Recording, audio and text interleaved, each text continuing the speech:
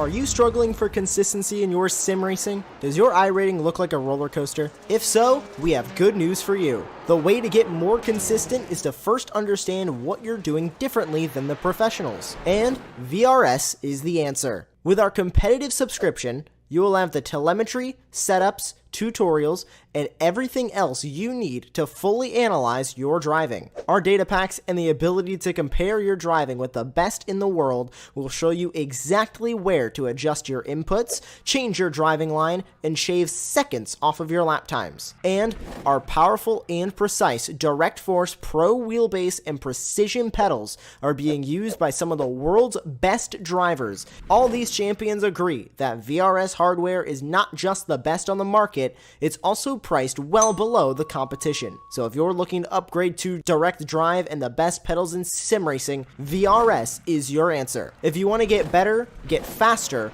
and make it happen sooner rather than later, you owe it to yourself to find out why so many people are switching to VRS. You'll be so glad that you did. Visit www.virtualracingschool.com and learn why the best use VRS.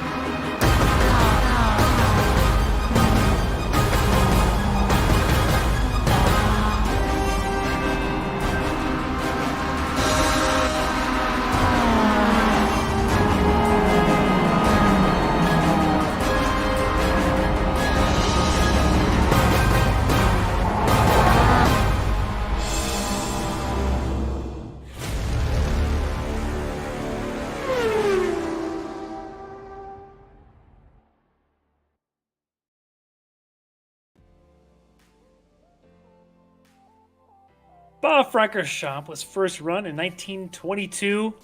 Spa was originally 8.7 miles of public roads through the Ardennes Forest near Stavelot, Belgium, hosting Grand Prix all the way back since 1925. This legendary track has just become famous for long, high-speed runs and that challenges drivers unlike any other in the world. We've seen World Endurance cars, Formula One, and they run 24-hour races here. This place does a little bit of everything. But tonight, our classic sprint Miatas are going to make a stop here, and these drivers are going to have to cope with the challenge of Spa, of corners like Stavelot, Blanchimont, and of course the Eau Rouge Radillon complex in our 1-hour sprint to the finish. This is round 2 of season 21 of the Classic Sprint series. I'm Larry McLeod, joined tonight in the production booth is going to be Dennis Branch. Greg Ginsberg's he'll be out tonight. Hopefully we'll get him back in here next week. But tonight, it's all about the Miatas, all about the Classic Sprint Series. So we'll be, this is round 2, having our run of last race just about 2 weeks ago. And so tonight, the drivers are going to be challenged with our 1-hour format, as opposed to the last season, we were seeing a couple of double 30 minutes. So tonight, we're going to make them run for the 1 hour. We'll have our 1 pit stop, and we'll see who's up to the challenge here of Spa-Francorchamps. And this track is an absolute legend. As I mentioned, this place has done everything in its, more tame version here, about 4 miles long, is still a monster of a track, a huge challenge for drivers. And one of my personal favorites, even in something like a Miata, you would think is not very up to the task like a Formula One car, but trust me, this car is just as much of a challenge as anything around here, and it's going to offer up a lot of drafts. So with that, tell you what, we're going to let Kevin Ford take it over for a minute, give us a track guide, and take us for a lap around the very world-famous Spa-Francorchamps. Welcome, everyone, to beautiful Circuit Spa-Francorchamps, located here in Belgium. Great to have you with us as we provide you your track guide today around this incredible 4.35-mile road course. It is a long one and a fast one. Well, let's get started here as we head up towards turn 1, which is La Source, a very slow, tight right-hander here that gets you ready for that big launch up through Eau Rouge. Here we go down into this corner here of La Source, right up off the bottom of the apex, wide open as we get up through the gears and head down the front straightaway here. You'll notice our pit entry to the right, our grandstands to the left as we cross the stripe and head our way up through Eau Rouge for the first time. Very fast right-hand, left-hand combination here, just a slight variation in the corners. Pretty much wide open as you come up through there in the Mazda. Now up through Kemmel Straight. This is probably the most popular overtaking spot here at Spa. A lot of slipstream as you come up the hill here and approach the 7-8-9 combination of Lacombe. Down into 4th gear, into 3rd now. We'll get that early rotation. Back to the left here. Then back to the right, wide open through this section out of 9 as this will take us to turn 10 of Bruxelles. Very tight wrapping, almost a hairpin, if you will. Out of Bruxelles. Back to the right here to track out for this left-hander. Turn 11. At 11, we're going to head down the very fast downhill section in towards Pouhon. You will see some overtaking opportunities here, but not real often. Wide open through this double left-hander of Pouhon. Again, very fast through this section here as we head down towards turn 13 into the campus section. To the right, we'll take a little bit of curve, back to the left. Good launch up off the exit as we head towards turn 16 here, or 15 rather. Stavelot, get a good run out of here. This will take us through 16 and back out onto the backstretch here at Spa. This is down at the bottom of the hill, very fast section, slight right, double hand lefts here as we head through Blanchimont. Up into 5th gear now. Certainly overtaking opportunities here. Out of that left-hander of 18, this is going to bring us in to a very heavy braking zone of 19 and 20, the final chicane here at Spa. Down into 1st gear, we'll get a good rotation here, right back to the left, hug that apex, come right back to throttle, and up out of 19, or up out of 20 rather. This will bring us down to La Source one more time. Get heavy on the brakes. Down into 1st gear for this very tight right-hander. Right down to apex. Right back to throttle. Up off the corner and back up through the gears. Here we go. Downhill for the last time as we come across the start-finish line. There you go. There's your track guide for Spa Francorchamps. Thank you for being with us. Thanks to Kevin Ford for our demo lap here around Spa Francorchamps and its glorious 4+ miles through the Ardennes Forest. Love this place. And but this is quite a stark contrast from our round 1 in this series that we had just a few weeks ago, where we were at Sebring International, and all the hills and all the undulations and the woods surrounding the Ardennes Forest here at Spa are completely different than what we saw at Sebring just a few weeks ago with its flat concrete nature. But what a race it was in both our pro classes and our AM category. So if we take a look quickly at the points, since we've only had one round, points equal results. So we'll take a look at those really quickly. You can see right there, Josh Soto taking that victory a couple of weeks back, edging out in such a close race. Robert Hartley, Mike Dam came home in 3rd in that one. His teammate there, Travis Schwenke from Orion Racing, in 4th.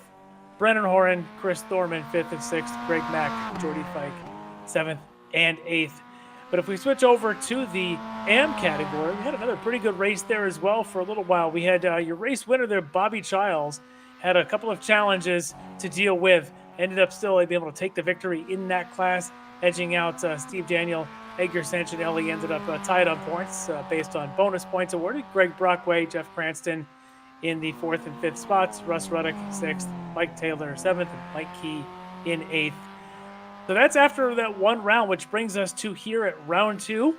A couple of things to note, of course. We're going to get ourselves a 4-lap single car qualifying. Every driver will be given the track all to themselves in the virtual arena.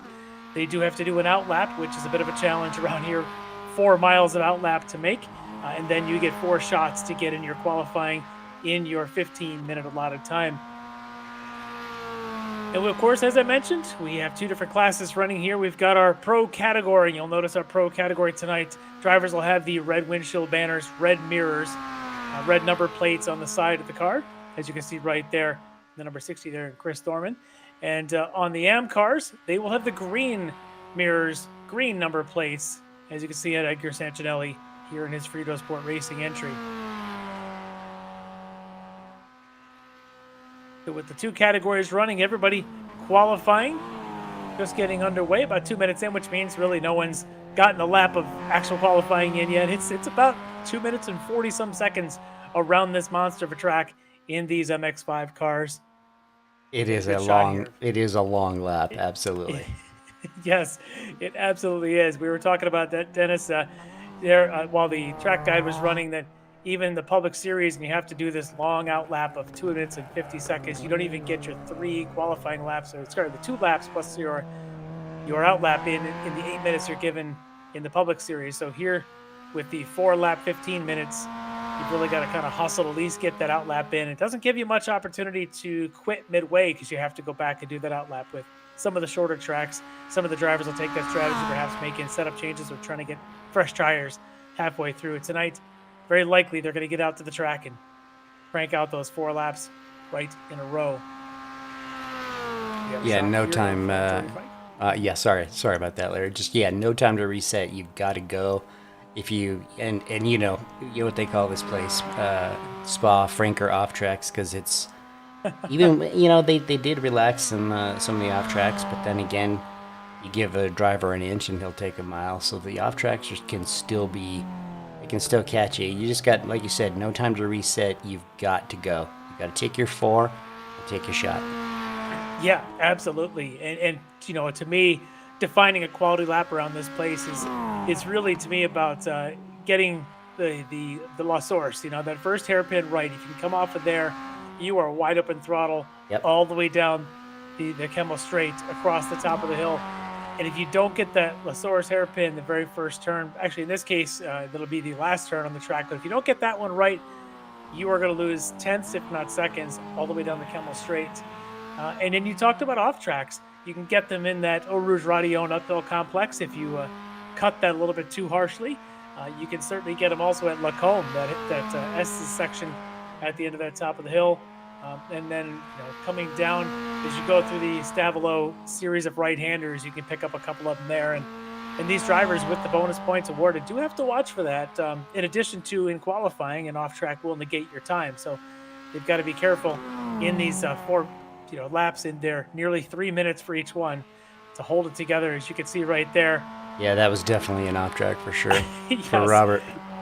Yep, you start running across there through the pool hole section and easily negating that time. We got a shot here. I believe this is Jordy Fike. Brennan. We're on Brennan sorry, Horn. Yep, Brennan sorry. Horn. I switched a bit quick. Sorry about that. Yep, got a shot here. Brennan, as he's coming along the Blanchimont section, heading up to the bus stop now. I guess it is still the bus stop, even though they've reconfigured this thing a half a dozen times over the years. Yeah. So this should be, yep, there we go. We're starting seeing some flying laps.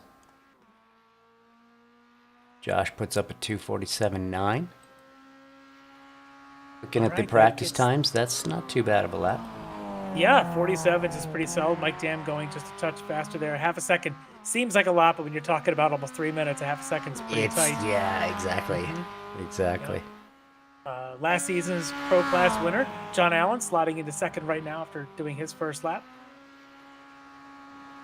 There he is now, heading across the Kemmel Straight. And you watch the F1 cars, it's about 4 seconds, it seems, the time they come out of Eau Rouge Radillon until they're on the brakes for Lacombe. And these cars, let's just say I've got some friends that'll say it's a great drinking track.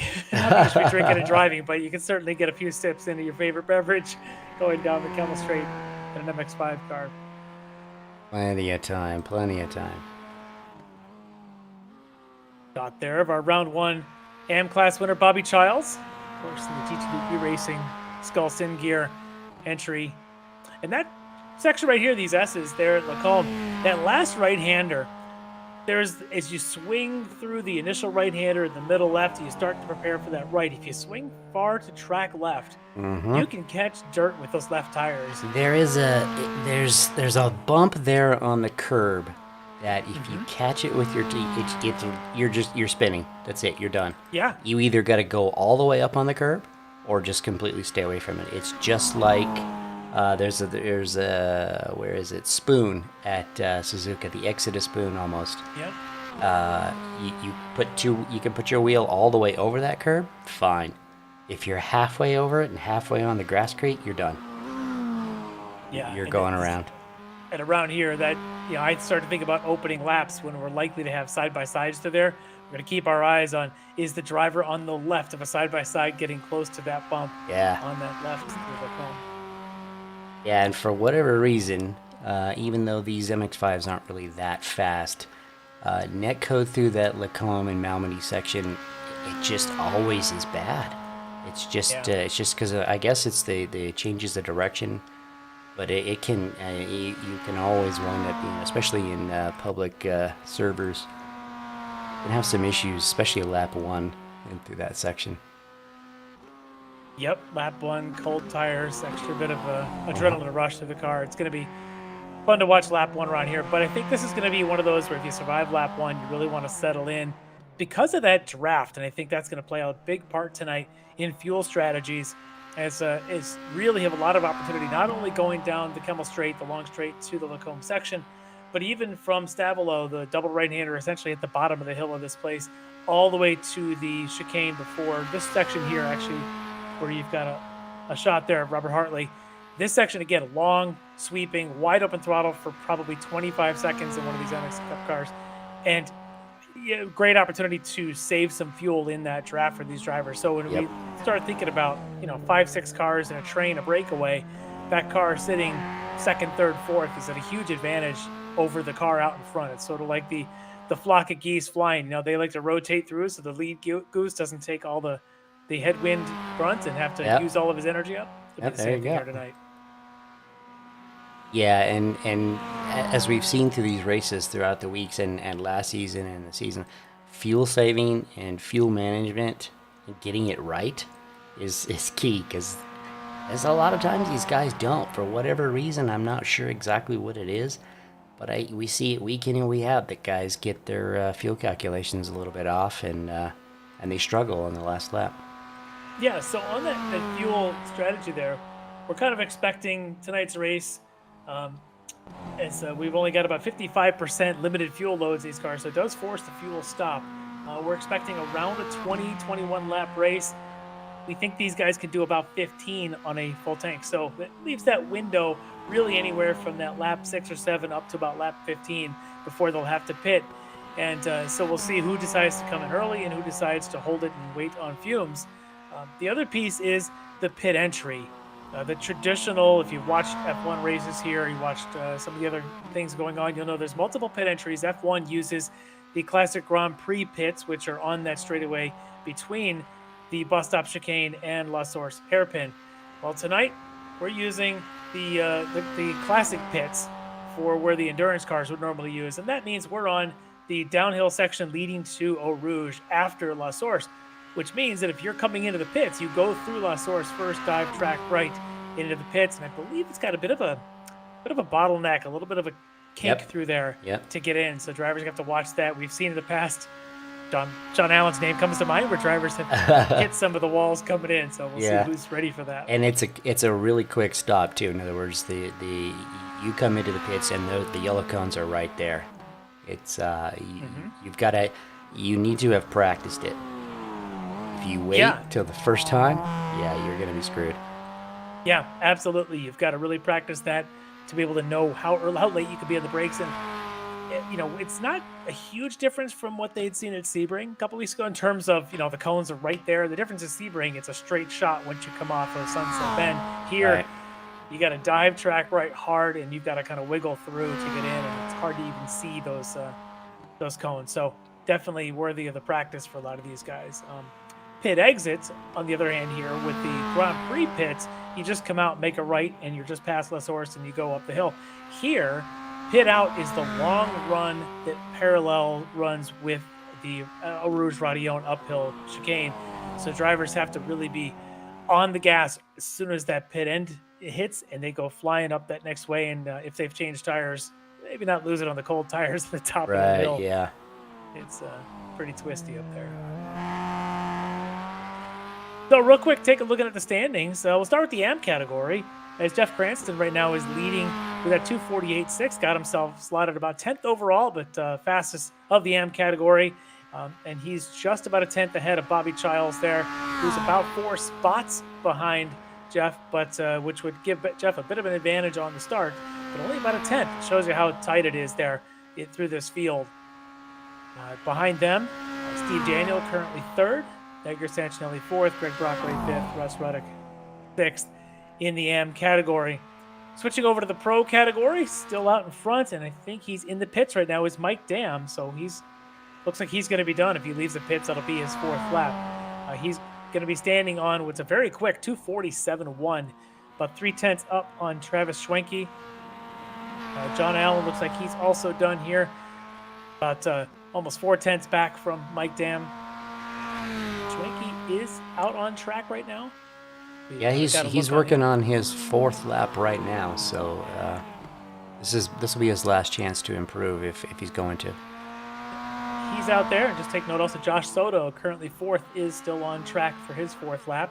There we go, there's Josh. Round 1 winner at Sebring. I believe last season he also took a win, I thought it was at Road Atlanta, so he's starting to prove that he's a contender in this pro class.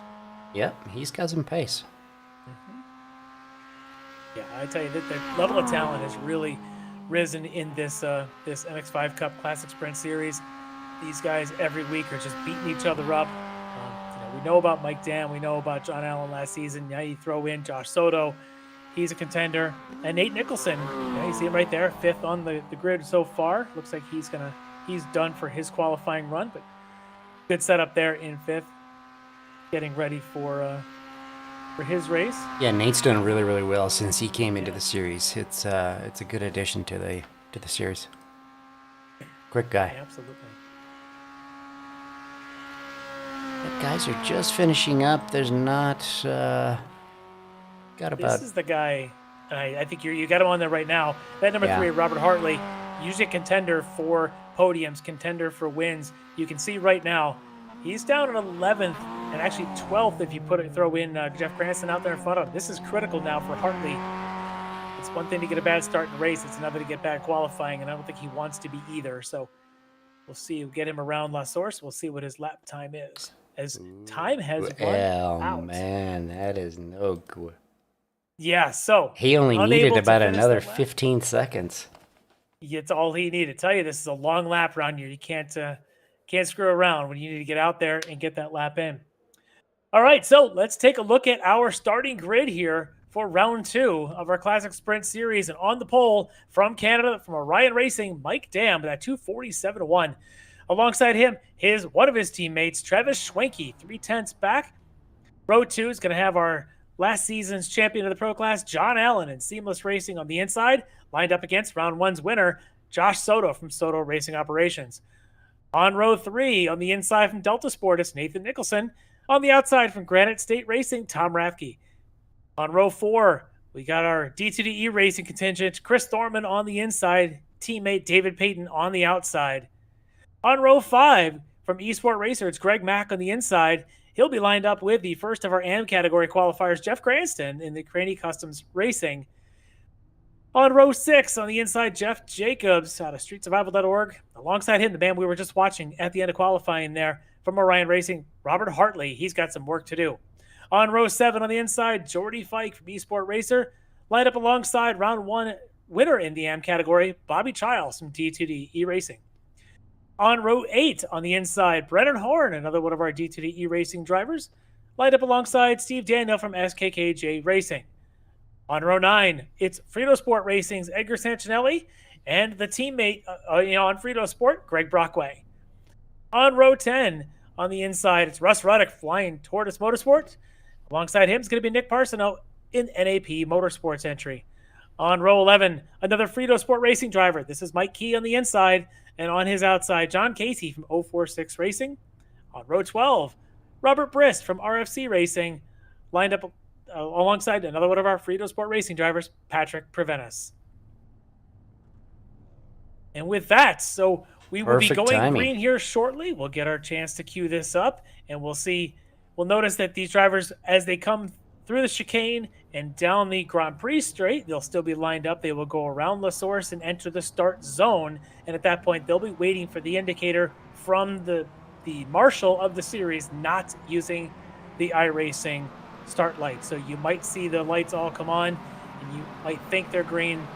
It'll all depend on where that flagger yells green, and we'll let you know when that is. But Dennis, thoughts? Where would you want to start this race? Best track in the world. Well, second best track in the world. I'm a Suzuka guy myself. But yes, second. This place is fantastic. But I don't know if I'd want to be out front. I think I'd rather be, right around where John or Josh is sitting. Just sit there and save fuel. It sounds boring. That's how you win races. I tend to agree with you. You start third, fourth, fifth. I think you're in a solid position on that opening straightaway. You just want to stay with that pack. I think where you don't want to be might be where Rob Hartley is right now, back in 11th on sixth. He's got a lot of work to do, yeah. But he can do it. Robert's probably one of the best MX-5 guys out there, so. Yeah, he's an alien for sure. So we'll see. We'll keep our eye on that Orion Racing driver. You can see him back there on the 6th row, lined up with Jeff Jacobs. But as they round the source, waiting for the signal, it'll be Mike Dam leading the way once he gets the call. And we are green. Mike Dam able to hold that. He's got Schwenke now. Actually looks like about nose ahead. Schwenke now getting a push from Josh Soto as they're going to go into a Rouge the first time. A little bit of side-by-side going on already. Yeah, John Allen really got that timed wrong, and he got jumped by the front three. He looked like he was trying to jump too early and then back out of it. Exactly. Yeah. Which may have right now let Schwenke get a bit of a run with Mike Dam losing spots, fading quickly. They are 3 wide going into Lacombe. This is somebody's got to give up something here. Yeah, lap 1 3 wide is ill-advised. Let's just say that. Yeah, good start for Nate Nicholson, up to 3rd. Now just behind John Allen and Travis Schwenke. Mike Dam, as I mentioned, dropped down to 5th, but really nobody hurt at this point. Everybody's still well in line. Josh Soto in 6th, Chris Thorman, David Payton, teammates there in 7th and 8th, Greg Mack behind them. Jeff Cranston should still be your leader in the AM category through this opening lap. A really nice clean start. Everybody's still going. No issues so far, knock on wood. So far. We haven't hit the chicane at the end of the lap yet, but we'll keep our eyes on for that. There's Robert trying to make some moves. He's trying to get some spots. He's got his work cut out for him. Bobby Childs definitely on the move, trying to get around. Not an easy one. Rob Hartley is who he's trying to get through now. Hartley started up in 11th, I believe, now down to 13th, already losing a couple spots here in the opening lap. Still Schwenke out in front, John Allen, Nate Nicholson. And I think as we've talked to John Allen in the past, he and Nate have kind of worked together quite a bit. And so these two sticking together is probably a good thing for both of them. Yeah, you typically got to find a partner, somebody that's willing to work with you. Somebody's not going to turn around and use your draft and then just leave you hanging. Yeah, in fact, you can see it right there. He's getting the push. As red's pushing blue all the way around here through the Blanchimont section as they head up for the first time to the bus stop chicane. Tom Radke picked up a couple spots here in this opening lap. He's looking racy here as he's alongside Nate Nicholson now. Maybe try to protect against Mike Dam behind him.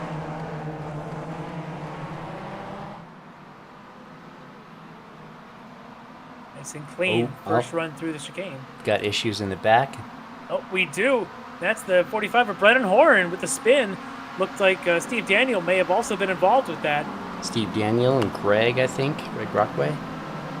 All had a little bit of that. We'll get a look at that in just a second. Yeah, that's going to hurt Horn, who had really been been shining strong. You can see he's running in the pro category. In the past, he was a contender in the AM, but he was so quick, moved up to the pro category and having a rough go of it now alongside Nick Barcino and that number 79 right now as they're fighting for position down the hill towards the Eau Rouge. One more time.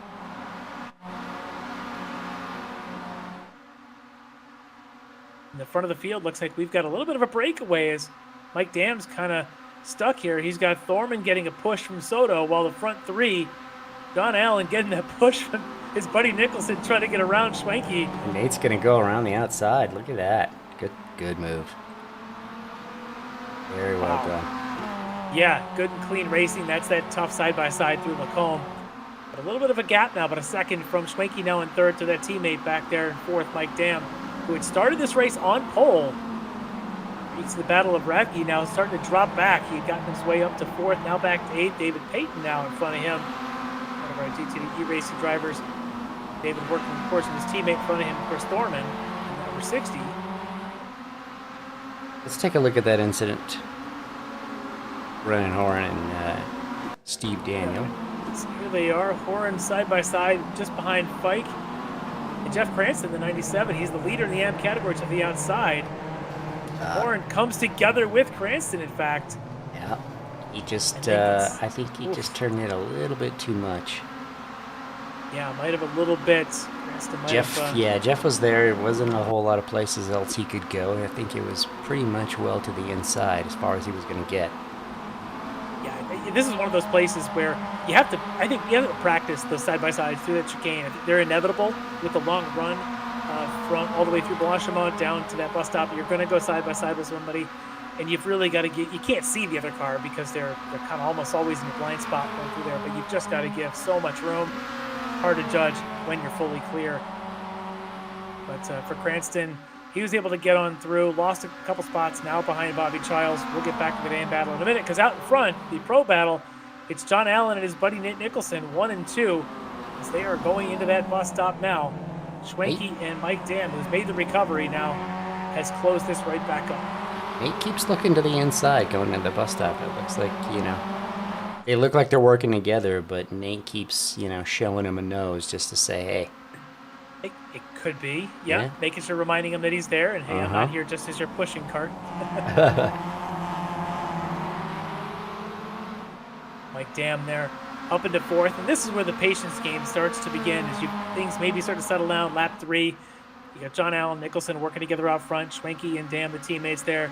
Soto, round 1 winner, still with this pack, and then you start to see that break to Chris Thorman behind. So for Soto, it's critical to make sure you get clean exits and use that draft and not to give much to Thorman behind you.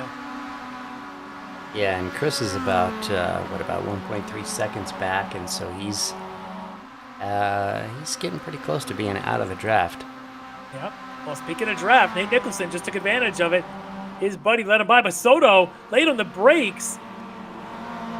See how he comes through, but for Nate Nicholson, he's able to take that lead using the draft of John Allen as they swap down the Kemmel Straight. But it was this number 7 there, or the 007 of Josh Soto. It was a bit of aggressive under braking. Maybe you kind of misjudged how fast he was going to how well the pack in front of him had got on the binders, but no harm, no foul. Did allow Chris Thorman, though, to gain back up just a little bit. Now just 6-7 tenths there behind Soto with his teammate Peyton just about a half a second back. So still a bit of a train from first all the way down to about the top 12. Yeah, for sure. 6 tenths, he's definitely within the draft, so he's back where he needs to be. Just kind of keeping an eye on Hartley back there. He's gotten his way around a couple of folks. He was able to avoid that incident with Cranston and with Horan there at the chicane, so he's now got himself up into the top 11. He's got Jordy Fike on his mind. He would like to get around that number 09, but Jordy, as we know, is got some pace as well, so we'll kind of challenge that poses. And of course, Jeff Jacobs now behind Hartley, and Jacobs obviously one of the more difficult ones to pass. Jacobs now kind of the back of the train, as there's a huge gap from Jacobs to Bobby Childs, several seconds back there. On board with Josh Soto. Josh we'll see how patient he is. We've seen in past races that he tends to be a little bit more of the wild card. Might be why. And there he goes, trying to look up the inside. Decides to back off. Mike Dam was basically looked like he was ready to let him go by, and Josh decided it was just best to hold back a little bit. Yeah, still plenty of time. Still very early. No need to take any serious risk. Not right now. He's in a good spot. Definitely is. And a lot of these guys, this is where you start getting in. Okay, we've got to the first couple laps, settle in a little bit. Now, what's my fuel strategy? Exactly. Do I, short shift, early break, coast, or go for position? We know Josh has been one to be a bit on the aggressive side. We'll see what he decides to do here tonight because it's a speedy pack out in front. Josh right now might be doing everything he can to keep up with that pack.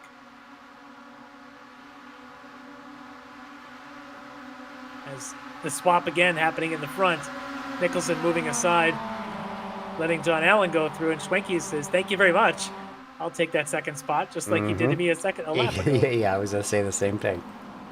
Well, he decided to back out of it. Yeah. No one's winning, or no one's at least winning the race at this stage. You can easily lose it, though, if you get tangled up side by side with somebody. A lot of these guys need to be a little bit cautious, especially under braking going into the corner. This section of track, to me, is kind of what defines Spa, is this plummeting downhill through this hairpin, on down to a pool hole. It just keeps plummeting all the way down. Everything is downhill. Yep. Pool hole being just nearly flat out in the Miata. It's solid high end of fourth gear. Just flick the car across that inside curb and hope it catches. If it doesn't, luckily there's about 10 acres of runoff. Yeah, the best description I ever heard of Spa or racing at Spa was from David Hobbs, who used to say that it was, driving at Spa, it felt like you were going somewhere. You didn't just feel like you were in some racetrack somewhere, and you felt like you were out for a drive almost. Absolutely. Yeah, this is definitely one of those places, and I tend to agree it might be one of the reasons why this is one of my favorite places. You absolutely feel like you're going somewhere. Obviously, the old Nordschleife has that feel, but for modern racetracks, the ones built in the 50s kind of have that feel, and Watkins Glen, Road America have that kind of feel like you're going somewhere, but they're still... This place here at Spa is something special because it's just surrounded by tree lines. The elevation changes are just enormous. And as we know, when there's weather involved, you often get rain at one end and dry at the other. It's its own little microcosm, isn't it? Yes, it is. And right now the storm is happening all the way side by side, as now it's Nicholson with John Allen kind of protecting from the battle behind. As Mike Dam kind of gets shuffled back, Schwenke's able to stay with the front group. Dam falls in behind Soto. Boy, it is getting dicey now with the two D2D E-Racing teammates, Thorman and Payton, now in the mix. Yeah, they're right on Mike. What happened to Mike? Did he, trying to look at the event log, I didn't really see. It looked like he just kind of got caught on maybe a odd braking point going into the bus stop there, and everyone just kind of drafted up behind, and it's one of those survive the corner and see what happens next. But these guys working together out in front, Nicholson and Allen. Here they go again. Schwenke's just saying, all right, who do I want to draft? Soto says, thanks, I'll take the other.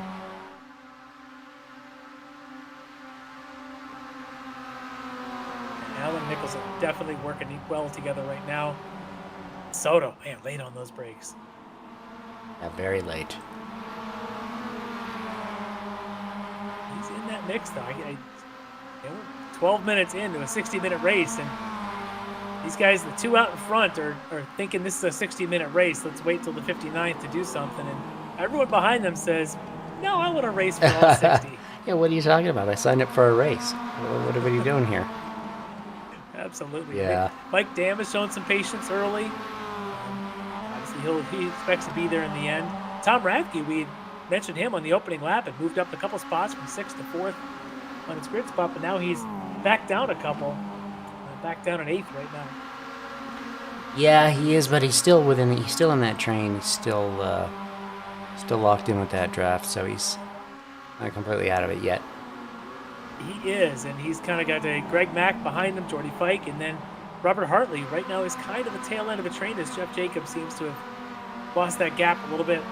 Hartley perhaps showing patience, knowing that this train is still tight together. But if a breakaway happens in that 7, 8, 9 position, it could leave Hartley with a tough road if he thinks he's got a chance to win this thing. We're talking about Hartley, knowing that this is one of those guys who's got a 10,000 I rating, and if that means anything to you, good. If it doesn't, let's just say he's in the top 2 or 3 in your rating factor of road racers on the iRacing of all. Yeah, in fact, I think the last time I looked at the standings, he was like number 4 or 5 overall, which is absolutely. So he may have had a less than optimal qualifying, but he'll be there near the end for sure. He's a guy you always got to watch for. As Allen kind of got himself awkwardly turned in there for the bus stop. Luckily, his buddy Nate kind of says, okay, you settle down and do your thing. But bit of a rough go there, but things settled down. Nate almost looks like he's protecting for Jack. A little bit, kind of. Like he didn't look like he was going to make a pass. He pulled aside perhaps to block Josh from doing that, knowing that if the lead car gets a good run off La Source, everybody else gets a good run because the draft plays so heavy. But I suspect we're about to see a Josh Soto perhaps double pass here if he can pull this off. He's got a really good run. He does. A little bit of double draft doesn't hurt. Yep. Josh just trying to get up in the mix and break up the pair of Allen and Nicholson, and he can't quite do it. I tell you, those teammates, I call them teammates, they're acting like it out in front there, Nicholson and Allen. Pretty formidable duo. The fact that they were able to get connected here on that opening lap and stick together, I think, is meaning a lot for the two of them. Playing it like good team orders here.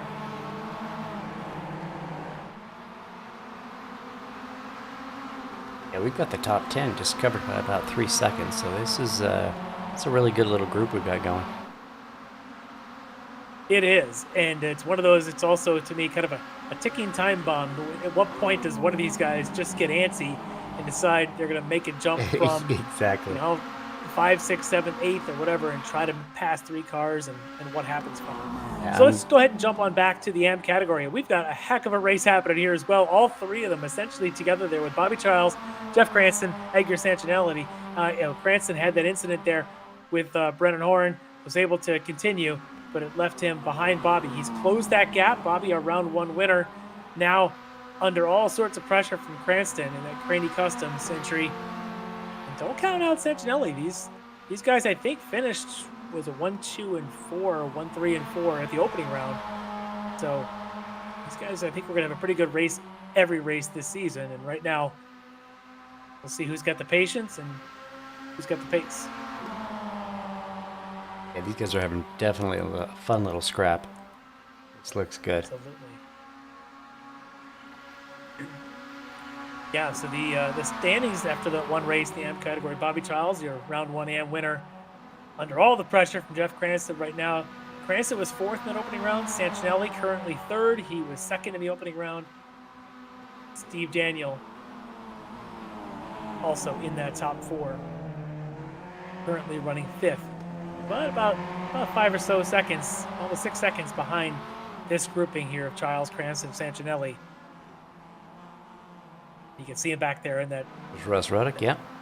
Yep. Ruddock, Daniel, Casey, those guys are all having their own little scrap there. Ruddock leading that train. 78 of Casey, then Brockway, and then the gap to Parsono and Key. A little bit of a gap between Nathan and John. I think John had a little off somewhere. Let's take a quick look. Keep our eyes on that, but of course here, as they've coming down toward La Source, John, again, trying to get a run. Perhaps runs a little wide, and Soto kind of has to check up as well. So avoid those 1Xs, those off tracks that you mentioned as we were starting the race. That they're everywhere around this place. Easy place to pick one up is right there at La Source. Yeah, and actually what they did change is that if you go too far out wide at La Source and don't come back in before the curbing ends, you get a slowdown. Even So worse. he might have been trying to come back, bring it in quick to alleviate that, because slowdowns here are brutal, especially going all the way up the Kimmel Straight. You might as well get out and push. Absolutely. But I'd say I haven't seen a lot of drivers do this. My own leagues, I'll do this when they get a slowdown penalty. You typically have about 30 seconds to serve that penalty. If you can get to the next corner, wide open throttle, and serve it mid-corner, Right. you can serve it with less damage than lifting immediately, and then like here, especially Kimmel Straight, giving up what ends up being a 1 second penalty turns into 5 or 6. Yeah, if you can get it served in a corner entry, once you go through the corner, and if you know this, if your time's not up yet, it'll tack on more time. Yep. So which is just like, man, come on, give me a break. It's even worse when to get the penalty, you were avoiding an incident, ran wide, Exactly. and You didn't even cost 4 seconds. You didn't even get a run. You got no advantage. Nothing good happened to you. So let's heap on some extra whipped cream on that. Well, I tell you what, Travis Swanky right now is being the aggressor. They pushed Soto back, and now Soto trying to protect the guys behind him. He's got Mike Dam on his left, but it's Swanky now putting the pressure on the battle of with Allen and Nicholson out in the front, trying to break up that dynamic duo if you can. To me, it's all about getting the run off La Source. You get a run off La Source, you have a chance to make a pass. If you don't, you're using that draft just to stay close. And Chris is trying to go around the outside around Mike. He is very It's like aggressive. very around the outside of La Source. Well done. As we've got an early pit stop now, it's Tom Rathke, the first one into the pits from the top 10. I believe he was sitting up at about 8th spot, so he's going to come in. And I think you said lap 7 was the beginning of their window. Yep, and So he's in early, yeah. I tell you that the advantage is you get to get yours done early, you fill it to the rim of the tank, and you just keep going again. The disadvantage is you might lose draft, potentially pace. But I'll tell you what's happening out front is Travis Schwenke's making a move for the lead. We'll see if Nicholson lets him. They're still side-by-side turning into Lacombe, and it is going to be Travis Schwenke taking the lead, I think, but they're still side-by-side. Nathan's giving it up, man. He says, no. But I tell you what, Schwenke did what I think he intended to do, was to break up the Nicholson-Allen duo. And that was important, considering the top two had been controlling this race for essentially the last 18 minutes. See that, just this little tiny bit of scrapping that they've got going on, it just allows, all these guys from Chris Thorman back to, it just allows them to get back up into it. And no offense to Thorman and Payton, we've seen them run a lot of races in these series, whether it's this or whether it's World Challenge or sports cars, and they're quick enough drivers. But this is one of those tracks where those guys that are normally fighting outside the podiums now have legitimate chances at podiums because a little fighting up front means they slow down and everyone uses that draft to catch back up. And exactly. It's like Le Mans. You can be a little bit off pace and still keep up with the faster guys. Yeah, you see it at places like Road America as well with those long straightaways. And to me, that's great racing because it leaves the pack together a little bit longer. It does allow the front guys to fight, to make that decision. Do we fight or do we work together? And if we fight, we know that we're going to probably give up some time behind us. And I love that. But it also means that if you can truly have extra bit of skill and that ability to fight and not lose pace, you deserve that win if you can pull it out. For sure. I agree. So, Nicholson still doing a defensive braking, but maybe a little bit too deep. He's going to get a slowdown penalty for going deep on the brakes in the chicane. He cuts the corner. He's going to give up a lot. He's blown it. Oh, he grabbed that downshift and blew the motor. Man. He was leading this race. That is disappointing. Let's take another quick look at. Oh, see, he did that before he got to the corner. Yep, it's one of those. I tell you, paddle shifting sometimes can be a bit of a nightmare for you. A couple of seasons ago, when they switched from a H pattern to the paddle in this thing, a lot of guys decided to use that, and there he is coming into the pits now. But sometimes you go to hit that downshift, and if you grab it twice, especially if you get that auto blip turned on, it'll take it. Blow that motor. That was a shame because he was running really, really strong. And that just means John Allen's got to find a new dancing partner. And I'm thinking Travis Schwenke's his guy because you can see right here, he's essentially pushing him and not trying to make the pass. Maybe he's thinking he knows behind him. He's got Soto, but he's got the two DTD guys. Look who's in third, Chris Thorman. I mean, just sitting there. Yep. Driving smart, driving clean. Yep. And it helped that he had a teammate alongside, right? Those two guys weren't fighting each other. They were trying to get to the front, and they've done it. Look at them sitting. Thorman third, Peyton fifth, Josh Soto between them. Mike Dam, your pole sitter, still in sixth. Greg Mack, Jordy Fike. And we keep watching him. Rob Hartley, currently ninth. Yeah, he's up 3 spots from where he started, so making his way. We're only about 23 minutes in, so less than a third of the way. Still plenty of racing to go. It's allowing him to be patient. It's allowing him to kind of pick his spots. He doesn't have to be aggressively getting around guys like Jordy Fike and Greg Mack because they're all in a train anyway. At some point, he's going to have to probably start making moves. Yeah, I'm guessing once these guys start to pit, that's when he'll start to put the hammer down and put in some really quick laps. And maybe that's what he's doing as well. Maybe he's just saving some fuel back there. Because his lap time was a 49.3, which is only about 0.2 faster than Travis up front. So he's running plenty quick times. Well, and I suspect that if I'm Rob Hartley in this position, I'm probably thinking I need to probably pull up a spot or two because if suddenly Fike and Mack both pull in, he's going to be out of the draft. And that's always my concern is how quickly can I lose draft. Exactly, because right in front of Mack, there's like, a 1.5 second gap. Those two pit, and you're absolutely right. He will be in the weeds. Yep, so he's got to really be thinking about that right now. But tell you, flashback to the AM battle. Cranston has made his way around. There you can see the 97 of Jeff Cranston. Has made his way around Bobby Childs as they come up here towards the bus stop. Edgar Santinelli is still in this three-way pack. What a good battle. Bobby, we know, is a big fan of the Ferraris and the big mid-engine, GT3s and such, but Bobby seems to be showing he's got some skill in the little Miatas as well. Bobby's been driving pretty well lately. I got to give him credit for it. He's first of the front runners into the pits, Mike Dam. Interesting with Dam, your pole sitter. Yeah, I don't know. I think I would have pit with a partner. I'm not sure if I would have gone in by myself, but as an indicator, the pack just basically ran a high 248 last time through. We know that he qualified a low 247. He might be looking at those lap times and thinking he can run them by himself, potentially even a high 47s by himself, pick up a little bit. And this doing it now means he's not potentially pitting with a train. Boy, John Allen trying to stay side by side with Schwenke, perhaps to try and stay ahead of Soto. That was dicey under braking. Yeah, that was very close. And what we were talking about, net code through Lake Como and Malmedy, it was pretty close. It doesn't take much, does it? All of a sudden, have one moment of net code, and you got. I always when I'm side by side with somebody going through there, I'm squinched up, man. I don't know. But they're alive. They made it through, so more power to them. Yeah, these guys are showing some pretty good control, trying to be able to go side by side through some of those sections.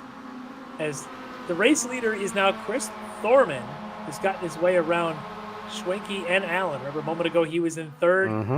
Thorman putting on a show here tonight. Way to go, Chris. Yeah.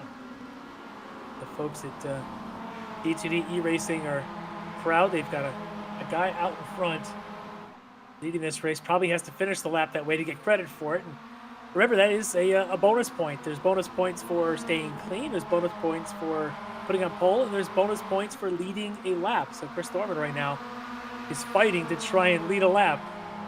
Got to hold a group behind him through the bus stop to do that, but if he can, and those bonus points can definitely come into play. That is not just it's not just icing. Oh, absolutely. Yeah, you need to earn those bonus points through the season to really have a chance. A lot of times we'll have 1, 2, or 3 point differences between standing positions at the end of the season. So you want to collect as many of those as you can. As Thorman now a little bit defensive, trying to hold that spot, probably to earn that point. Schwenke now ahead of Allen. Those two guys are going to get a good run off the bus stop. Norman's It's a little bit Squirrely. compromised. Oh, yep. Got Squirrely going through the chicane, and that just heats up the rear tires, and then you know how iRacing is. As soon as they heat up, it's ice. Yeah. And now Schwenke with the advantage, going through La Source, taking away the opportunity for a point there for Chris Thorman. As Josh Soto, the 07, pulling in, and behind him, as we got Russ Ruddock. Russ And, of and course, Greg Brock. Greg Brockway tangling up in the bus stop. Let's take a look at that. Right behind Steve Daniel. Daniel in the brown with the green stripes there. Ruddock turning in, and it looks like Brockway just a little bit aggressive on turn in. He just missed his. It looked like he missed his marker, and he just got in way too hot. Yeah, Ruddock may have been going a little slow, trailing in behind Steve Daniel, but trailing driver's got the responsibility. So unfortunately, that incident there is going to cost both of them a lot of time. David Payton working his way up with his as teammate. The D2D e-racing boys have woken up here. These guys in are Belgium. on it. Excellent. This is where I never want to root against anybody, but had Bobby Childs suffered a race-ending accident, he's a lot of fun right now because these are his teammates currently sitting first and third. Schwenke, all he can handle to stay between them at this point. But interesting with the pits now, Soto has pit. He is currently just ahead of Rafke and Mike Dam. Just like you were saying, Mike Dam last lap. Well, no, I'm sorry, that was his lap. So we'll see next time by what he can do on his own. Rafke, who has pit, did a 2:48.8. Guys out in front run 2:49s. If Rafke with Mike Dam and Josh Soto, and right now the three of them are essentially nose to tail. Yeah, I think these guys right now are going to set their own pace, and if they can work together, they can make this work. And I notice right behind them is Rob Hartley. Robert's been in. I did not see that one. Yep, so Hartley able to get in and stick with these guys. But this is a good move for him. Now he's got some dancing partners as they plummet down the hill from Pool Hall. Rafke mixing it up with Soto and Dam. Side by side through Pool. That's a brave ask. It really is. Fast section of track. I love it. Absolutely. And if you get it wrong, it just slides. The car just drifts out. It does. You get it right, and it's like on rails. Thorman, again, trying to earn that bonus point. This time he's got a much better run off the bus stop. Yeah, he's got about 5/10 on Travis, yeah. He does have a little bit of gap here, yeah. Let's see if any of these guys now dart toward the pits. Schwenke, yes, we've got Travis Schwenke on his way in. John Allen, Greg Mack, Jordy Fike. Essentially, the second half of this front pack now coming in. Yep. So watch this pit exchange. My guess is we're going to have the Thorman-Payton duo probably going to be coming in shortly. But this now is where it gets interesting. Is Mike Dam, Tom Rafke, Josh Soto, and Rob Hartley. That foursome now, where are they going to be relative to the Schwenke, Allen, Bike, and Mack? As the Bobby Childs and Steve Daniel also have now made their way in from the AM category, leaving Cranston yet to pit. Here comes Travis out. Yeah, remember, you're going up the hill. It's a much slower pit entry because you've got to go around all that stuff. And it's so Mike's just on gonna get camera him. left, right? There it is. There's Schwenke, there's Allen, and behind them, Greg Mack, Jordy Fike. So yeah, look what this has done. Mike Dam out to the lead. Tom Rafke, Josh Soto. These guys are bunching up. None of them wants to leave any draft behind them for the likes of Schwenke and John Allen. I have a feeling that's not going to matter. I think Schwenke and Allen are going to get there. Schwenke's already there. But I tell you, the one that benefited this, it's got to be Rob Hartley, right? I mean, he was 11th before all the pit stops started. He's 8th now, and you still got Chris and David and Jeff.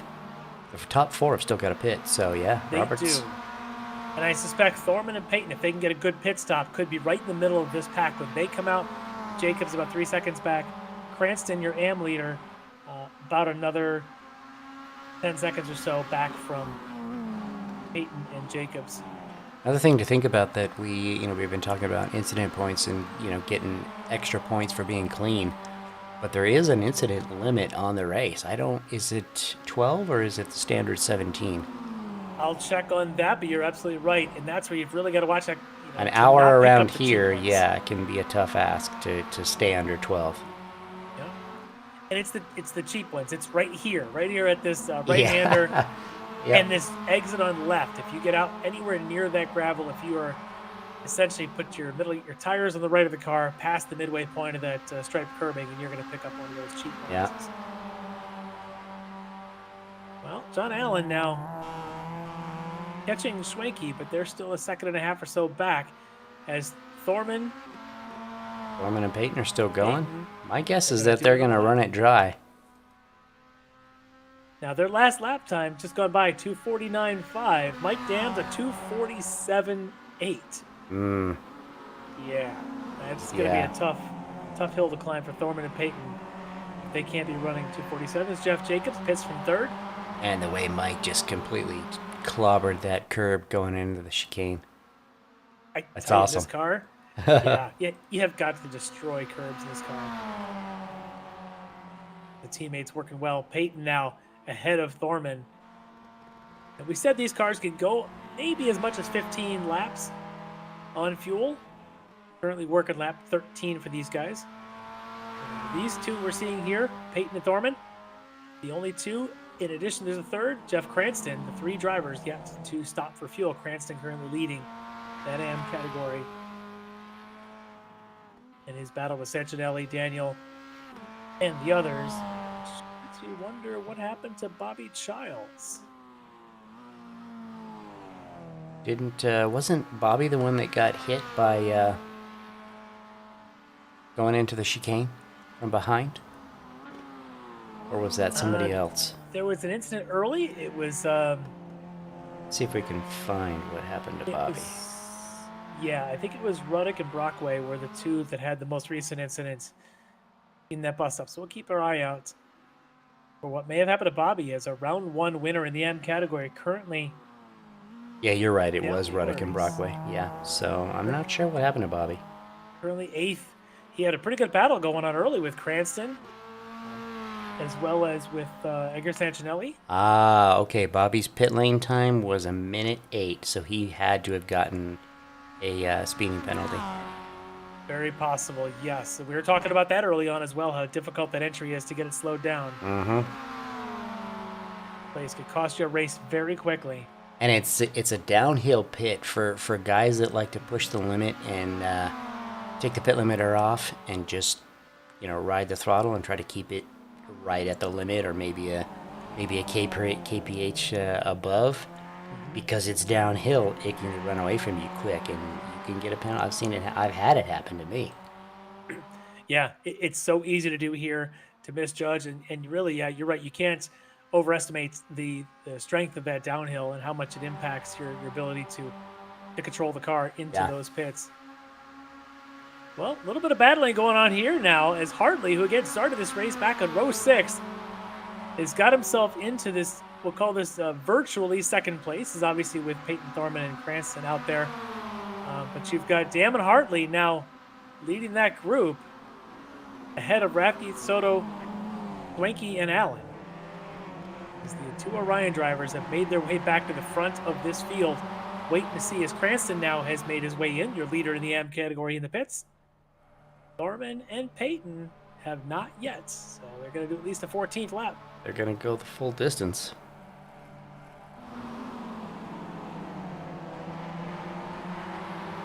Should we take our break now, or should we wait for the Thorman? I was just thinking the same thing. Let's wait.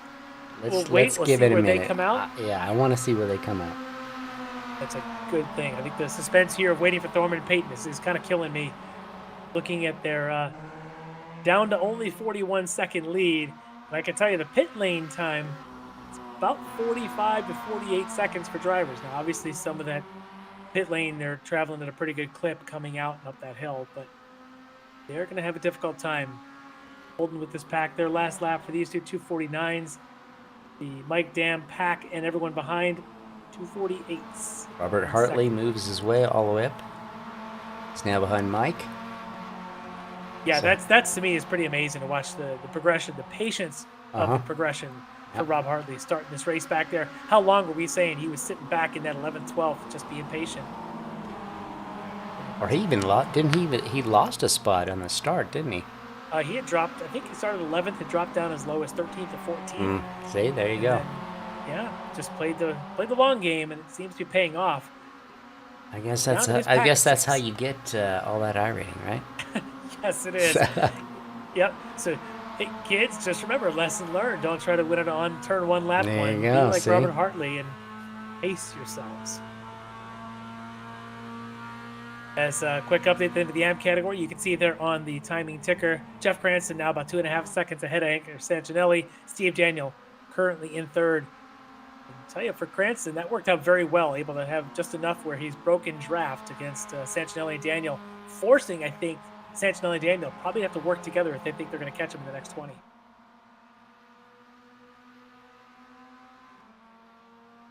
So I'm guessing these two are going to come in right now, as they figured out some way to really, really stretch the fuel. Yep. And that looks like they are, as they're shortcutting their exit. So, build the suspense of a pit stop. Can Thorman and Peyton make a stop and get back out and join the pack of 6, which includes Mike Dam, Robert Hartley, Josh Soto, Tom Rathke, Travis Schwenke, and John Allen, currently 3rd through 8th. That is the lead pack. Depending on where Thorman and Peyton, the D2D iRacing drivers, where do those guys slot in? They're in their pit stalls, adding fuel now. And what we didn't talk about is any of these guys who might have taken tires, because this place wears tires, I think, relatively evenly. This isn't like one of these tracks like Lime Rock where it just kills the left tires. Right. This place tends to be pretty even, so you probably don't have enough time to change all 4. But could you change 2, and is it worth it? As Peyton, Here they come. a little bit ahead of Thorman. There's the pack going by. Can they get up to speed quick enough? Don't know. Yeah. Doesn't look like it. They're going to be out of that draft, 2 seconds back from the draft. So, now in the lead, Mike Dam teammate Robert Hartley on his 6, pushing Mike Dam down the Camel Straight. Josh Soto, Tom Rathke, 3rd and 4th. Travis Schwenke, John Allen, 5th and 6th. And I'll tell you what, why don't we go ahead and take that break? You are watching round 2 of the Ricmotech Classic Sprint Series here on Apex Racing TV, and we will be back in just a few minutes for the sprint to finish.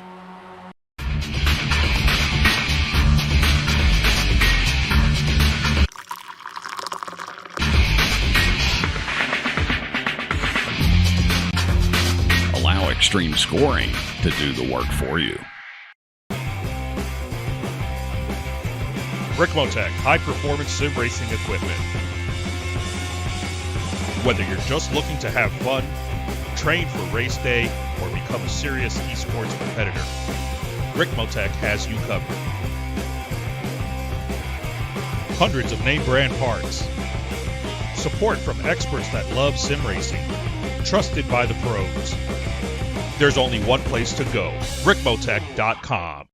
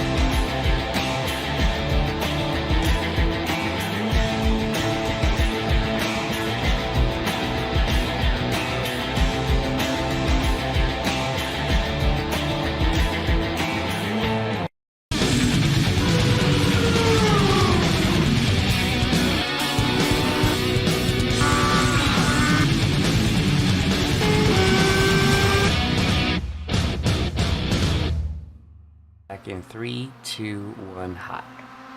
Welcome back to Spa-Francorchamps in round 2 of our Classic Sprint Series. And you can see right there, we are 43 minutes into 1 hour, 16 laps in.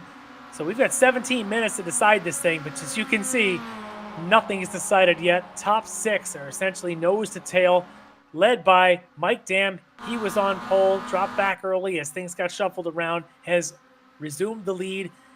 Ahead of teammate Rob Hartley. Ooh, a little bit of touch there, kind of pushed Dam a little bit to the grass. They've seemed to recover, but Hartley might be the story of this right now. Started this race all the way back in row 6, played the patient game, got himself up in here into the top 2 right now.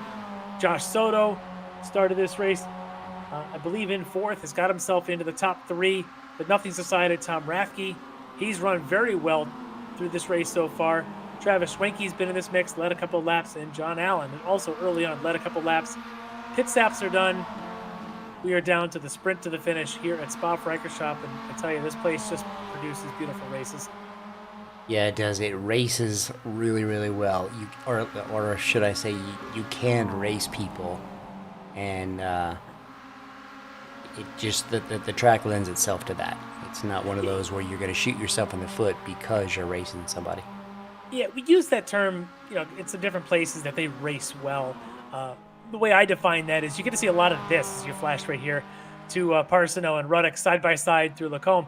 This place produces a lot of side-by-side racing, but it also, to me, races well because it creates great battles because it lets that draft have a part. Yeah. And there's other tracks out there that have the drafting piece. Road America comes to mind. A lot of drafting at Road America. But you start going side by side through Canada Corner and it gets ugly really fast. But you can sometimes you go side by side through, you'll see a little bit going through turn 3, but again, that's a dangerous proposition. Here at Spa, it seems there's side by side places halfway around. All over the place, yep. And so it creates these beautiful races. But I tell you what, who's getting impatient as we get into the last quarter of this race is probably going to be Travis Schwenke and John Allen back there in 5th and 6th. These guys at one point have each turned leading laps. Tom Rathke, who's been in this battle, started the race in, I believe it was 6th. Got himself up into 4th right now. But I tell you, if you're Schwenke and Allen, the only way you win a race is to get close to the front, and you can't really win it from 6th, can you? Now we've got about 15 minutes left. Actually, less than that. We're almost about 14 minutes. So we're looking at about 5 laps, maybe? Yeah, less than that. This will be maybe 5 with this one. Maybe depending on when this pack crosses depending on when they finish. line. Yeah, exactly. Which gets into the fuel question as well, because you don't just tell the car, hey, put in 22 laps of fuel. You tell the car to put in a certain number of gallons, and you time that based on when you expect the race to end. As it looks like Hartley now going to take the draft to try and pull up around Mike Dam and take the lead, and that's pretty impressive for a guy that started back in this pack and now at the lead of the pack. But for these guys, if you cross start finish with 2.5 minutes to go, you only run a race that's essentially 60 minutes. If you cross start finish with 5 seconds to go, you now have to run almost a 63-minute race and take on another 4 miles of fuel, and that's a lot of fuel close for some of these guys. Yeah, that's a lot of fuel. It's like getting your fuel wrong at Le Mans. That's a long lap to get it wrong. What was I saying about 3 laps to go? That was that Jeffrey Cranston had a broken draft ahead of Edgar Santinelli. That draft advantage is gone. Advantage now to Edgar Santinelli and Frito Sport Racing has got the lead in the Frito Sport car in the M category. Yes, very well done. You can see Steve Daniel has gone nowhere in this. He's in 3rd. He isn't going anywhere in this battle. He wants to be a part of this, potentially try and pull down a win as well. I'm wondering if, while we were watching the front 6, perhaps Daniel and Santinelli may have worked together to help themselves catch up to Cranston. Yeah, I'm not sure. I'm looking at the events. I don't see anything that would have been obvious about getting around Jeff. I will say Jeff Cranston's last lap time was only a 251.0, where Daniel and Santinelli were essentially 250.2 or 250.1. That's about 8 tenths. You cut down, for example, 1.6 to 0.8, and if you could do that and then take the draft up the Kemmel Straight, you've got yourself an opportunity to pass. Could have played a part. Cranston may have just lost some pace there. Oh boy, I see this, and I see Soto mixing it up with 3 Orion drivers. Mike Dam, Rob Hartley are probably going to try and play nice. And you know Josh he'll send it for sure. There's no. He's definitely in the mood for sending. It does look like both Schwenke and John Allen were able to get around Tom Rathke, so Tom's now got his work cut out for him to try and get that position back. And you can see in the background there, that battle, those two guys that led this race for a couple laps. Chris Thorman, David Payton, now 7th and 8th. Jordy Fike just behind them in 9th. See those guys right there coming off of La Source. Pretty good run tonight in the top 10. Still a really solid result, though, for those guys, even though they were doing well to stay up front. Yeah, there should be some good points for them. Yeah, I tell you, as teammates, they work very well together as well. You always see these guys right on the same pace, whether it's, we saw the same thing last week in the sports cars. Yep, Boy, look at the bump drafting going on here. If you don't hit that bump draft square, you do exactly what we just saw, which is the front car gets almost a pit maneuver-like feel. And Soto takes advantage of it and ducks inside of Hartley. Soto now to second. Coming up on 10 minutes to go. We'll say probably 4 laps. This is going to be a tight one to the finish. Remember, Soto won round 1 at Sebring just a few weeks ago. And I know I go back to his first win in this series, Road Atlanta last season.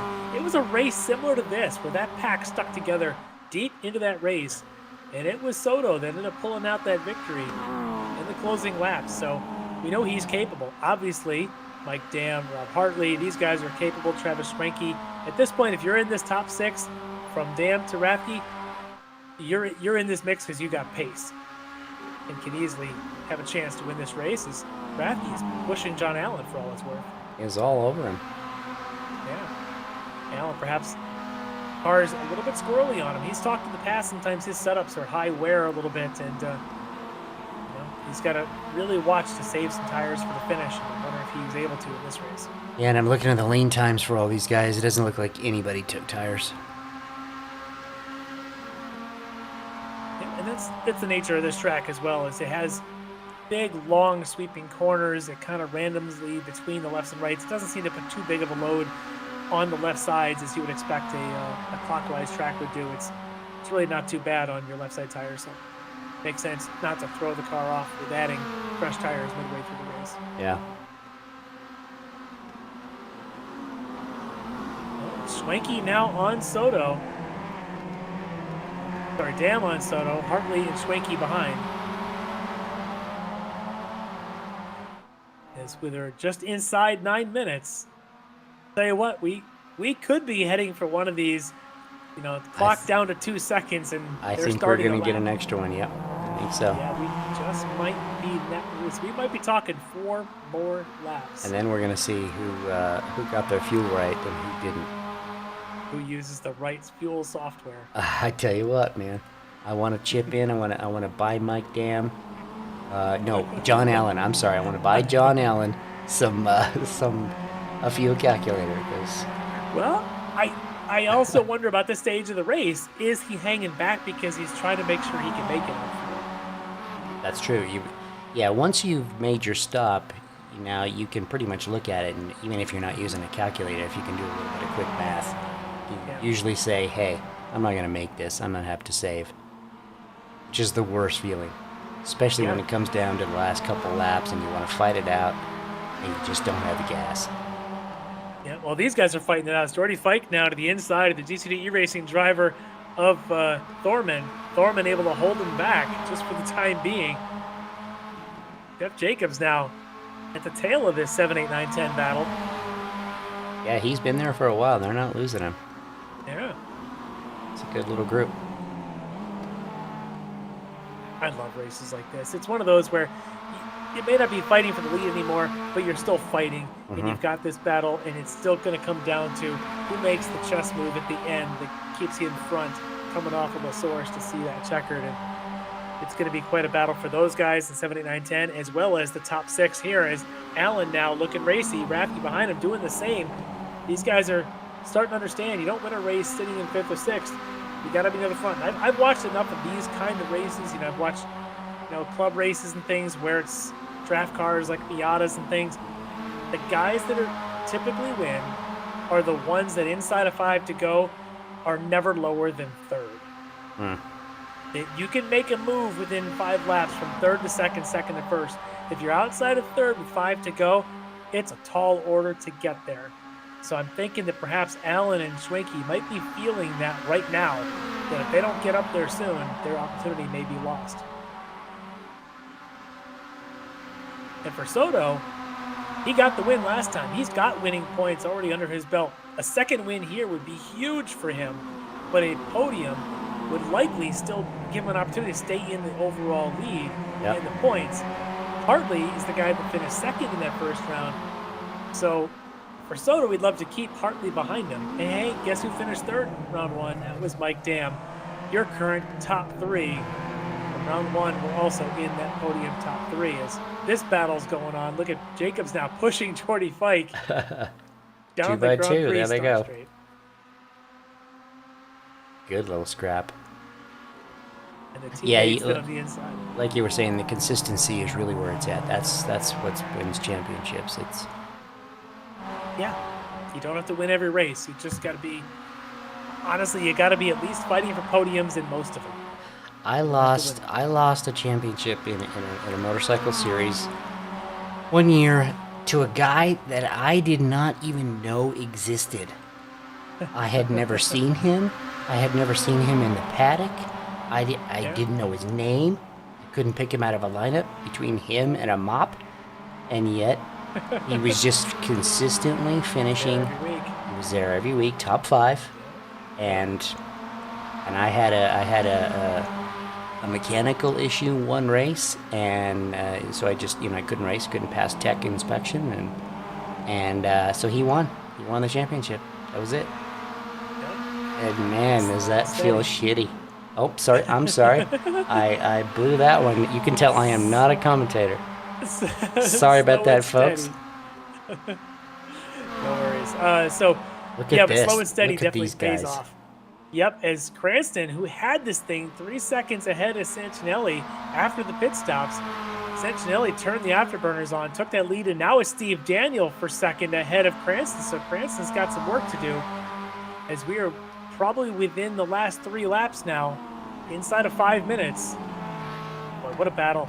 Battle 6 ways deep for the pro class, battle 3 ways deep for the AMCAT class. This is going to come down to who's learned enough data from their competitors that they're driving with to be able to make the last lap pass for that win. Do you do it on Kemmel Straight early in the lap? Do you do it later in the lap going into the bus stop, or do you even wait until you're at La Source, the last corner on the track? Yeah, see, that's something I didn't even think about because they're running the endurance layout. Yeah, I didn't even think about that. You've got one last chance past the bus stop. Yeah, a lot of times in series, like this or things like Spec Fords and some of these draft heavy cars, right here where they are coming into the bus stop is typically what the draft you want to take the win. Pass, as long as you get the lead there, right? But you throw in the classic pits, as they call them, the endurance pits, going down the hill after La Source changes everything because you can make passes here. Doesn't look like anyone's taking advantage of it, although Rathke is trying to hold off Schwenke back there, who's gotten shuffled back.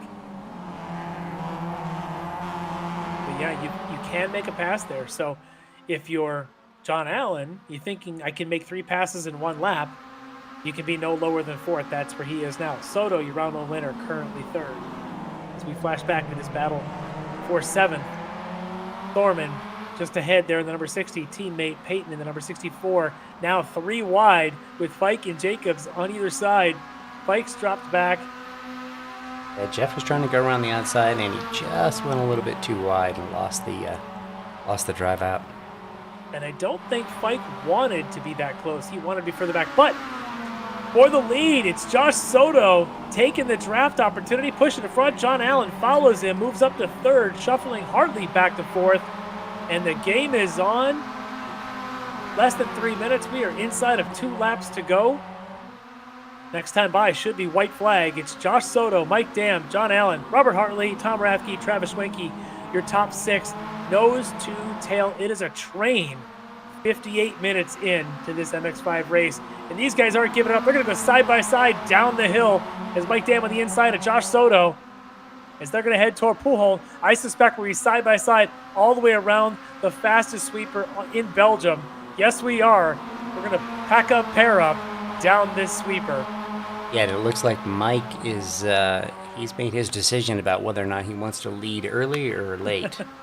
I think the answer for him is early. You can pass going up Kimmel, but it's tough to pass going through Blachemont, that whole area right there. Yep, but you can see right now, Allen, though, I think he's taking that advice of got to be in the top 3 within the last lap or so. He's got himself up to 3rd, trying to push around Soto to get to 2nd, but he's got that high rating guy. We always talk about that alien, Robert Hartley, on his 6. Hartley, as we know, is also a bit of a Miata specialist, just like Allen. But if these guys battle too much, will they lose Mike Dam? Because Dam is clean out there. Allen settling he's a half in. second up the road. Allen looks like he's settled and just wants to push. Yeah, he knows this. He knows this isn't last lap. This is white flag, so yep, they've got another shot at it. So, less than a minute to go. White flag. Soto alongside Dam going into the bus stop. John Allen. Josh does not know that there is another lap. Look at that. That was a send. Way to go, Josh. Well, we'll see who's got the fuel on board. Look at this. We are 2 wide on the Grand Prix straight, heading to La Source for the second to last time. It's going to be Josh Soto getting the first turn in. He'll lead the train. Wide. Everyone knows their number of penalties, but I bet he just got a slide there. That's going to hurt his momentum, leaving Mike Dam with a chance on his 6. John Allen wants to make sure he's not side by side with Rob Hartley going through Eau Rouge. He's got the nose in front. I like the position John Allen's in right now. Josh was really, really far over going into Eau Rouge. That's going to cost him a drive. Yep. Looked like Josh Soto, Mike Dam are sort of battling as we are 3 wide, 4 wide almost. Let's make it 5, guys. Sure, we can fit another car in there. Come on. On the outside, it's Hartley getting a push from Dam. Schwenke in the middle, Soto and John Allen. We were talking about where he wanted to be. He's now going to go 3 wide through Lacombe as it's Hartley taking the lead with teammate Schwenke now behind him. Soto still in around that 3rd. Dam shuffled all the way back to 4th, and John Allen, remember, he was pushing for 2nd, now to 5th. Time is running out. We are inside the last lap. Last time down the hill through the hairpin. And then we'll head down toward Pujol. See, does anybody trust going side by side? Is it desperation time? Last lap. Robert's got just that little 4-5 tenths. And that could be it. And he's got a teammate behind to protect. Soto may have to make a move here to leave himself with a chance to make the final move. He's staying in behind Schwenke. Look at that, though. There's no daylight between. Soto's doing everything he can to pass one Orion driver so he can have a shot to pass the other. And this is where the money will be made as they come around Stavelot for the last time down the Blanchimont Straight at the lowest part, the lowest elevation on the site. Back on what was part of the original track past the town of Stavelot. In the back, it's Mike Dam trying to make a move around Soto. It's Hartley still, though, out in front. Schwenke protecting, but it's Soto now with the move up the inside. 3 wide. It's Dam on the left, Soto in the middle. Schwenke on the inside. It's going to be Hartley leading the way through the chicane for the last time. A little bump from behind. Lots of banging going on. John Allen trying to make a move, and he's going to get spun. He and Schwenke come together. But let's keep our eyes on Hartley and Soto out in front as they're heading for La Source, the hairpin, for one last time. Mike Dam looks like he's out of this. He's back in 3rd. It's going to come down to Hartley and Soto. Can Soto get a run before we see a checkered flag at the starter stand? More chaos back in the bus stop. Last lap chaos. It always last lap chaos. Cost a couple of guys a shot at this. But the one who's going to take victory is going to be Robert Hartley, edging out just the smallest margin over Josh Soto. Mike Dam, your pole sitter, is going to bring this thing home in 3rd, followed by Schwenke, Rafke, and John Allen in 6th. But it's not over yet in the AM category as Jeffrey Cranston manages to get around Edgar Santinelli and Steve Daniel. Last time we checked in, he was behind them both. He's ahead of them now. Last straightaway before La Source hairpin. Can he hold them? Santinelli going defensive to try and hold the second position on Steve Daniel. Cranston gets a solid run. That might be enough to see the checker and take the win in the AM category. I think he's got it. Looks like he does. Jeffrey Cranston's going to be your winner in the AM category here tonight in round 2 at Spa, followed in second by Edgar Santinelli, and in third, Steve Daniel in the AM category. As we are not done battling, that's Russ Ruddock on the inside. Nick Parsino on the outside. Ruddock ducks in. Ruddock in 4th in AM. Parsino in 5th. To the wire. Right down to the end, it is Ruddock by a nose. And Greg Brockway just behind. But that guy right there, Robert Hartley, started this race on the 6th row and shows you why he is the master, taking victory here at Spa. Well done. Well, that was very well done. That was one exciting race right to the finish, and I cannot wait to talk to some of these guys. But first, let's take a quick break.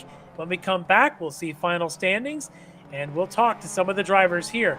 You just watched round 2 of the Ricmotech Classic Sprint Series here on Apex Racing TV. We will be back in just a moment. Ricmotech high-performance sim racing equipment. Whether you're just looking to have fun, train for race day, or become a serious esports competitor, Ricmotech has you covered. Hundreds of name brand parts. Support from experts that love sim racing. Trusted by the pros. There's only one place to go, Ricmotech.com.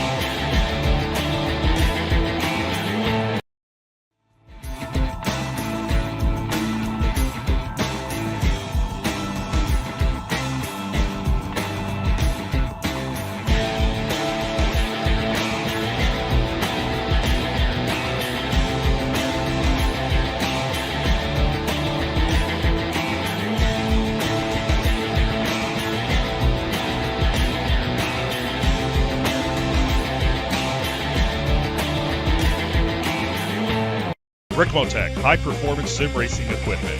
There's only one place to go, Ricmotech.com.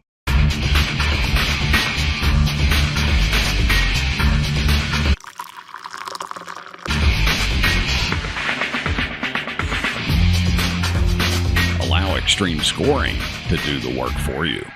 One hot. Welcome back to Extreme Motorsports Ricmotech Classic Sprint Series presented by Proforma Elite Texas Graphics. You just watched one exciting race, actually 2 exciting races here live from Spa in our MX-5s. Let's run down those results. It was Robert Hartley, started all the way back, I think in 11th or 12th.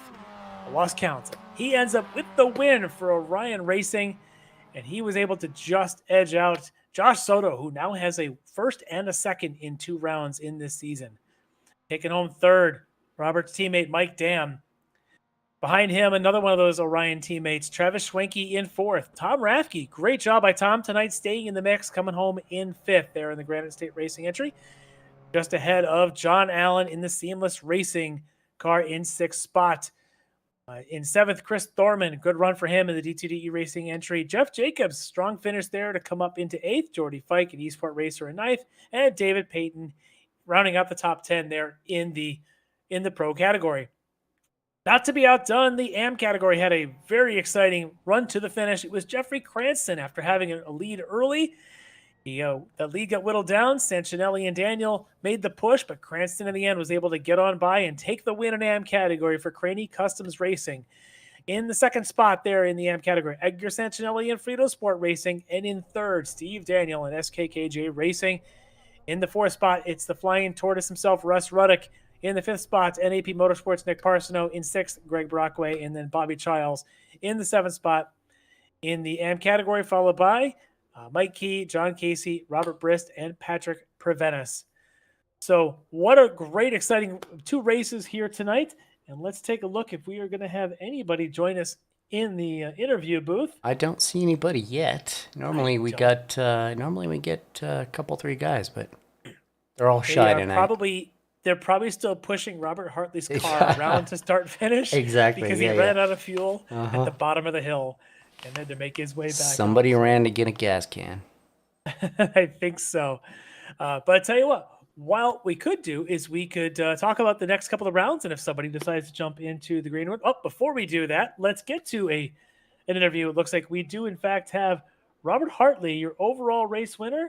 Let's talk to Rob and bring him on in here. So I'm here with your overall race winner, Rob Hartley. And Rob, boy, I tell you what, starting this race on the 6th row, your last qualifying lap, looks like time ran out about 200 yards before the finish. You had to start back there in 6th, but bringing home the checkered flag victory, well, you got to be excited for this one. Yeah, that was a fun race. It's been a while since I got to talk to y'all guys, but I was just, didn't get much practice. Started back there about mid-pack, just biding my time, trying to hang in the draft, feel the track out, get into a groove. And then after this, I come out with Mike right there, and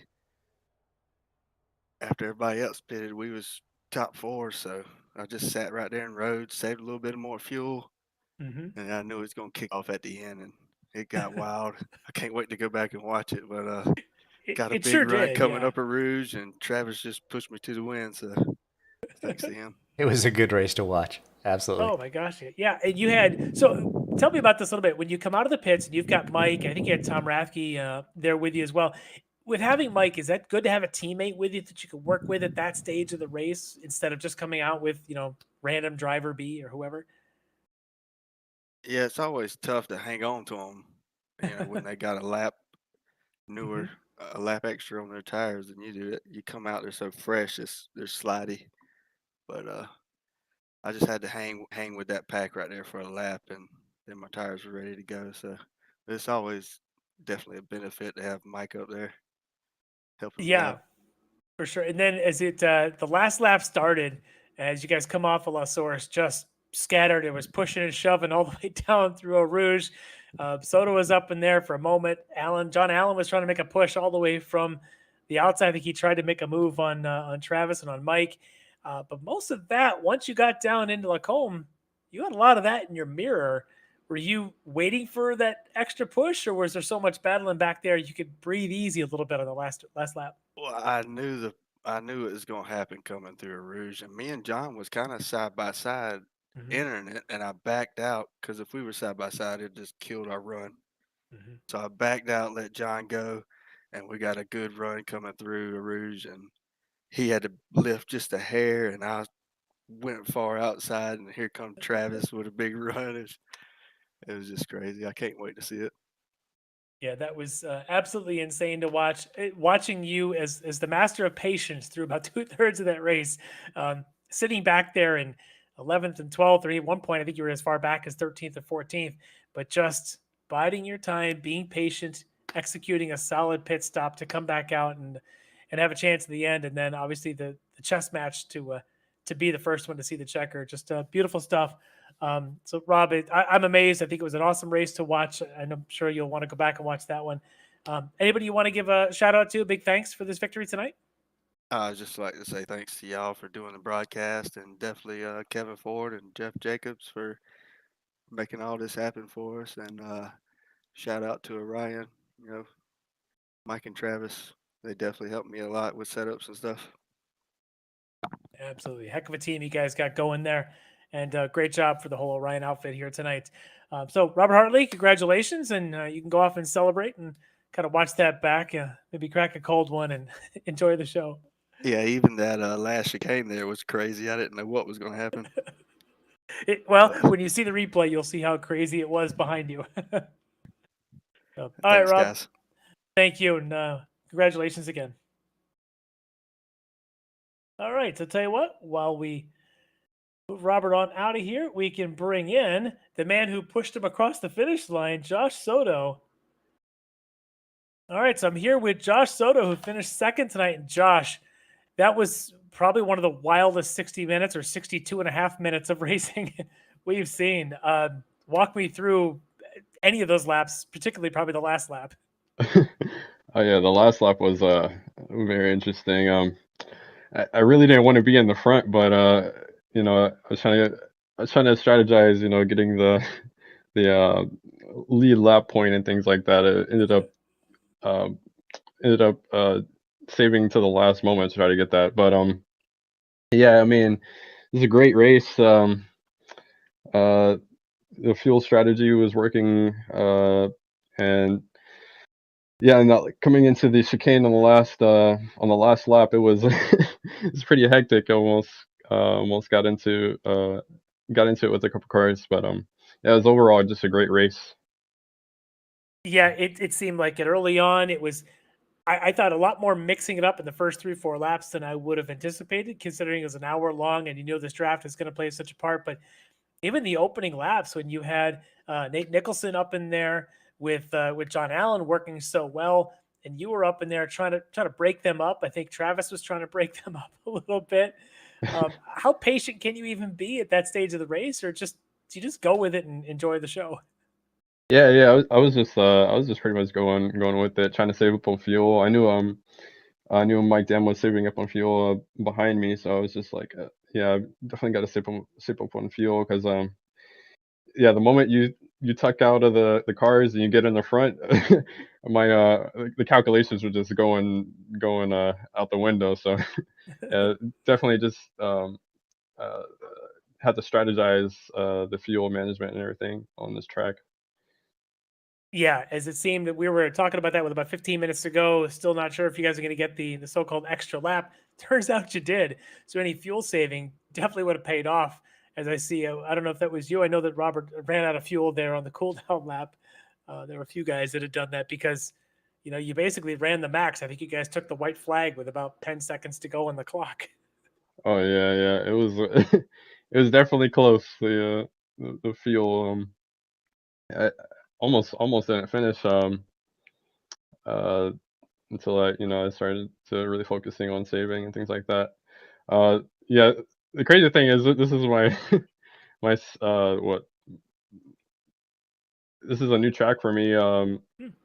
Yeah, I just bought it like yesterday, so I Oh, mean, wow. but I have played this track on different games, so Sure. it kind of it was easy to learn, but it was an Sure. But interesting race.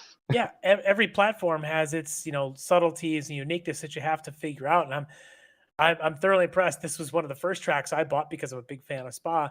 And I'm sure to come into this having knowledge of lefts and rights and which way they go, but having those little subtleties of where the track limits are, to pick up those 1Xs or where those grooves are, like going down through the pool hole, the long, fast left-hander, to know how well you've got to hit that. I think I'm impressed you could pick that up in a matter of days to do this and finish up there on the podium. That's pretty impressive. Whereas some of the other tracks, I know, like your win last time out at Sebring, it's one of those tracks you probably run quite a bit. To come in here and learn a new track practically is pretty tall order, but you seem to manage. Yeah, yeah, yeah, yeah. Just thank you to my competitors and things like that. Yeah, and uh, yeah, thank you to you guys for the broadcast and everything. Well, thanks, Josh, for putting on a heck of a show, and you'll have to go hit refresh on the point standings to see exactly how close it is between you and Rob and Mike. As you guys have got quite a battle now, 2 rounds in to this 21st season. But to you, Josh, congrats on another podium, a second place to follow up that round 1 victory. So congrats on that, and I cannot wait to see how this season progresses in a couple of weeks. Okay, thank you. Thanks, Josh. All right, so I think that might do it for our interviews here tonight. So let's take a look at what we've got coming up in the next couple of weeks here on the Extreme Motorsports Ricmotech series. We should have in 1 week, we are going to be back with the sports cars, and we're going to be staying on the European continent. We're going to be going to the home of the Dutch Grand Prix, the Circuit Park Zandvoort, for 75 minutes of GT4 TCR excitement. That'll be a tough one. That. That'll be a tough race. That's a tough race. They call that place sort of the Monaco of Northern Europe there. It's a tough track, yeah. 75 minutes around there is a chore. It's it's tight, it's twisty, it's hard on tires. It doesn't allow a ton of passing. These guys get to work through multi-class racing. That'll be an interesting race to watch. So stay tuned for that one in 1 week. We'll be off then for the Memorial Day holiday the week after. But after that, we'll come back with round 3 of the Classic Sprint Series like you saw tonight. And again, we'll be at Circuit Park Zandvoort. That one will be doing 2 30-minute sprints in that series. So don't miss those. And of course, keep your eyes on August. You can still sign up for World Challenge. Our new season of the Ricmotech World Challenge will start August 22nd. Don't know the place yet. We just know the date. So go ahead and make sure you get signed up for that. You can head to extrememotorsports99.com for all the information on all the Ricmotech series. So, to wrap things up here tonight, thank you all for watching. Thanks to Dennis Branch, for helping me out tonight, doing both dual duties on the cameras as well as commentary here with me. I'm Larry McLeod, and I appreciate you all joining in tonight. And next week, I'm sure we'll have back Greg Ginsberg be joining us. So we'll welcome him back, I'm sure, with open arms. But thanks, everybody, for watching tonight. Hope you enjoyed this one, and we'll see you next week. Ricmotech, high-performance sim racing equipment. There's only one place to go, ricmotech.com.